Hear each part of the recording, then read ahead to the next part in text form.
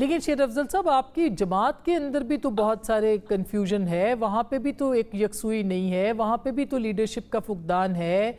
पहुँचना था, नहीं पहुँचना था, एक फ़ैसला बुशरा बीबी करती हैं, दूसरा फ़ैसला कोई और करता है।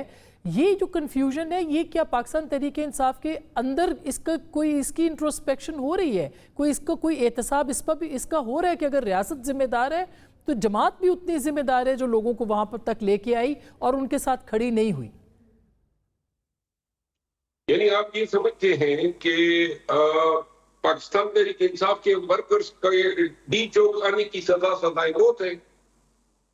नहीं है, मगर जो उनको कह के लाए थे, जो उनके जज्बात को इस्तेमाल कर रहे थे, क्या उनसे सवाल नहीं बनता? आप खुद बताइए, क्या वो उनको खड़े नहीं रहना चाहिए था? खड़े तो सारी क्यादत खड़ी थी। आपको इल्म होगा कि बुशरा बीबी और अली अमीन खान की गाड़ियों पे इतने गोलियां मारी गई, इतने टक्करें मारी गई, गोलियों की बरसात हो रही थी। तो ये मास लोग आए और उन्होंने बुशरा बीबी को अगवा करने की कोशिश की। फिर मरगला रोड पे उनकी गाड़ियों पे फिर गोलियां चलाई गई, फिर इसी तरह ट्रकों से मारा गया। ये बड़ी लंबी कहानी है। मैंने तफसील से अली अमीन खान को सुना, मैंने हमारे वजीर आपनोश जी हैं बख्तियार खान जो उनके साथ थे, उनको मैंने सुना, दीगर मैंने सिक्योरिटी पर्सनल को सुना, और रोक के कड़ी कर देने वाली एक दास्तान है। लिहाजा लीडर जो है, और गोली ने तमीज लीडर और वर्कर में क्या करना था?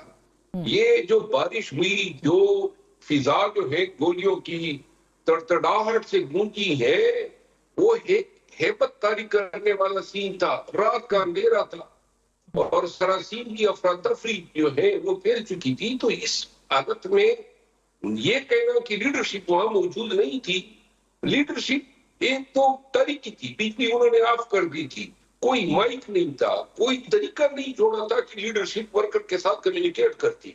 जो कंटेनर था उसको आग लगा दी।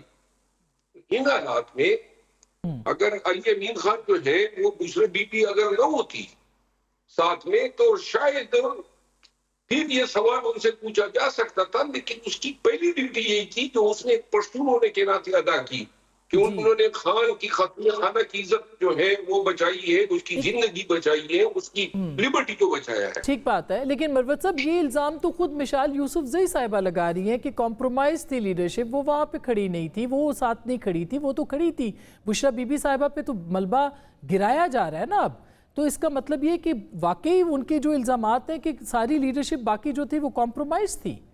अगर कॉम्प्रोमाइज थी तो फिर ये लीडरशिप डी चौक क्यों आती? जो लीडरशिप पीटीआई को मिली है या जो है, ये किस्मत वालों को मिलती है। और पाकिस्तान में किसी पार्टी की ऐसी लीडरशिप की तारीख ही नहीं है। तमाम 2 सालों में ये पूरी लीडरशिप का कचूमर निकालने की कोशिश की गई। इनके घरों पे रेड, इनके घर गिराए गए, इनके बच्चों को अगवा किया गया, इनके कारोबार बंद किए गए, गिरफ्तारियां, पर्चे, जन्म जबर का तसलसल है। ये लीडरशिप कड़ी रही है। वरना कोई किसी के घर से खाता है, किसी का किसी पे एहसान है, कोई जो है कोई बाजगुजार है कि जी हर हालत में खड़ा रहे हुए हैं। लेकिन इनका वॉलंटरी तौर पे खड़ा रहना, हर चीज जेहत में लबेक है ना, ये तो दादो तहसीन के और मिशाल का ये बयान इस हद तक गलत बयानी पे मबनी है कि जी लीडरशिप कंप्रोमाइज है। पीटीआई की लीडरशिप जो है वो ऐसी लीडरशिप किसी पार्टी को मिली ही नहीं है। बहुत सारे लोग जो है सोशल मीडिया अकाउंट से पीटीआई की लीडरशिप को बुरा भला कह रहे हैं। सवाल ये पैदा होता है कि लीडरशिप ने तो अपना हक अदा करने की कोशिश की है, लाखों लोगों को इस्लामाबाद में ले आए। अब हमने ख्वाब देखा था या हमारे फरिश्तों को लगता कि जी ये हम पे गोलियां चलाएंगे, और गोली का क्या इलाज है? गोली के लिए क्या प्लान भी हो सकता है? हम तो अच्छा, अपना देश समझे हैं। आगे का लाएमल आपको क्या लगता है? क्या एक और कॉल आएगी और आपको लगता है जनवरी में आएगी? और आखिरी कार्ड क्या है खान साहब के पास? मेरा ख्याल है, देखिए, इसको जो लोग समझते होंगे ना कि जी ये एहतजाज नाकाम हुआ, आप इसको इस तरह देखें कि ये एहतजाज अगर 200 दिन भी धरना रहता तो क्या इतनी बड़ी खबर बनती? साले 26 नवंबर के बाद लोगों की जहनों में या पाकिस्तानियों पे जो खौफ तारी हो चुका है, पहले तो इसको जो है हमने अरेस्ट करना है, एड्रेस करना है, ताकि ये खौफ के साए जो हैं हम खत्म कर सके। दूसरा ये है कि जो खैबर पख्तूनख्वा में अवामी सतह पे गैज़ गज़ब फैल रहा है और ये बड़े नए प्रोटेस्ट के लिए बड़े आइडियल हालात को जन्म देंगे। दिसंबर का महीना गुजरेगा अदालती कार्रवाइयों में और मेरा ख्याल है कि मिड जनवरी के बाद जो है फिर प्रोटेस्ट होगी।